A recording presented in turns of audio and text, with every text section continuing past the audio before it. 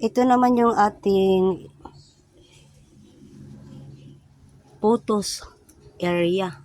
Ayan. Magkaiba-iba siya. Ito ay Silvers Plus. Ito din Silvers Plus. Tanggalin natin to kasi delikado, mahawa yung ano natin. Pag may dead na ano, kailangan tanggalin. Ayan. Ito yung golden photos. Hanggang sa baba. Yung ano natin, sineparate ko lang siya pag lagay. Dito ko sa kabila. Ayan, dito ko sa kabila nilagay. Pahaba siya ng pahaba. Sinama ko siya dito kasi meron din naman akong golden photos dito nakalagay, nakahang. Ayan, di ba? Magkaiba yung details ng dahon. Ito naman iba, half variegated, half green. At ito naman yung Silvers Plus. Ayan. At mayroon din tayong ibang photos dito para siyang ano, tawag nitong halaman na yan na gumagapang. At ito yung ating magandang ano, kulay orange pa siya. Pag bumuklat na yan siya, magiging purple. Ayan. Ganda.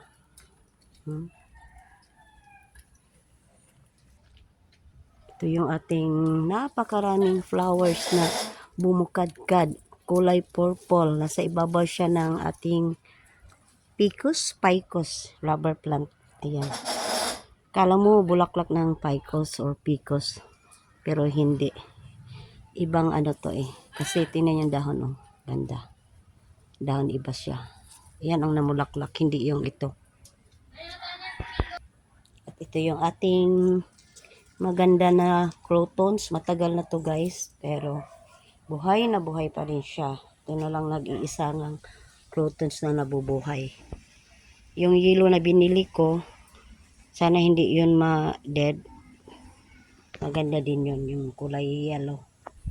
At ito yung ating money tree. Ang haba na niya. Matangkad na sa akin. Matangkad pa sa akin. Hila pag Bisaya, magtagalog.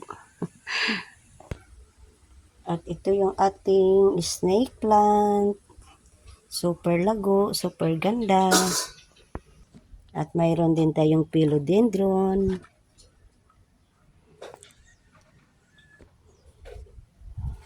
At ito kakaiba din to. Kasi isang puno lang to pero mayroon siyang parang pink. Mayroong all white na dahon. Mayroong half white and half variegated. At mayroon din siyang green.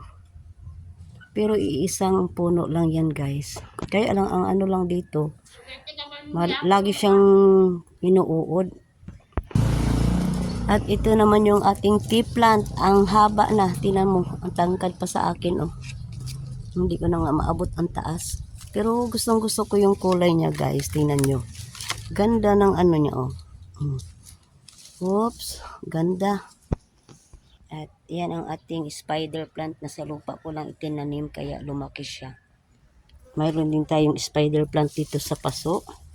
At ito yung kanyang ano, mga anak-anak. Pwede ito siyang maitanim. Tanggalin lang tong kanyang ano kasi nakikita nyo may mga ugat-ugat. So pwede yang maitanim. At itong ano na to, tea plant din to eh. Dracaena, tawag doon. Ganda din, di ba? Spike siya. Ito ang kulay green at saka white. Mayroon din tayong kulay red at saka pink. Ayan oh, ito yung ating kulay pink at saka ay kulay pink pala, hindi pala kulay red. Pink at saka green.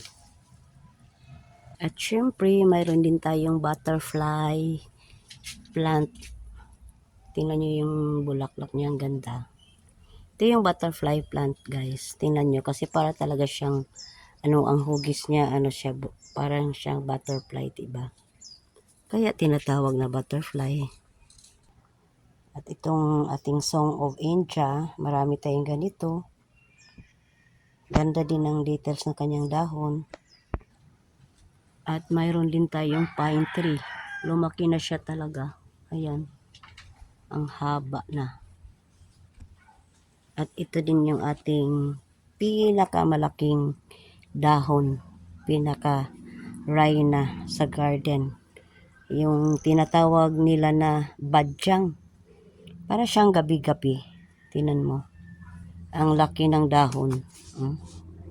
Ayan. Ilang ano to. Multiply yung kamay ko.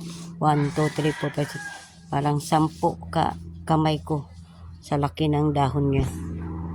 Yan po ay badyang. Gabi-gabi. At ito naman, pag namulaklak to, ang ganda din ng kulay. Na-i-vlog ko na to yung pag ano ng bulaklak niya. Ang ganda ng kulay-kulay orange. At ito yung ating begonia. May bulaklak din siya. Yan. At nandito naman yung ating ibang klaseng alocasia. Diba? Ay, aglonema. Sorry guys. Aglonema ang tawag nito. Iba din ang details na kanyang dahon. Ito din, isa din itong aglonema. Ganda din ang details na kanyang dahon. Mayroon siyang white, tsaka may green. Yung isa may kulay pink. So, yan na po ang ating garden tour. Ito yung ating simpleng garden. Masarap din magtambay dito sa labas, lalo na pag makulimlim ng araw, ang panahon. Ngayon medyo mainit, pero okay naman kasi medyo mahangin-hangin.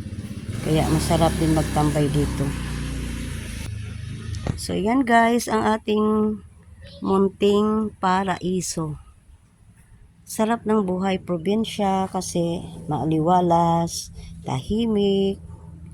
Kikita mo puro green sa paligid.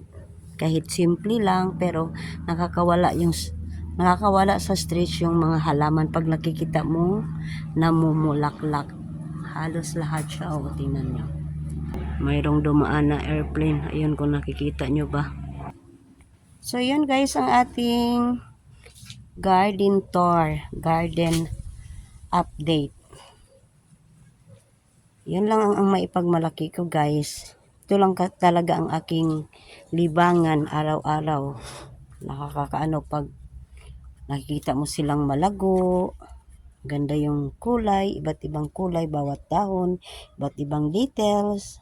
Ayan. Ayan guys, and thank you for watching. Bye-bye. Have a good day.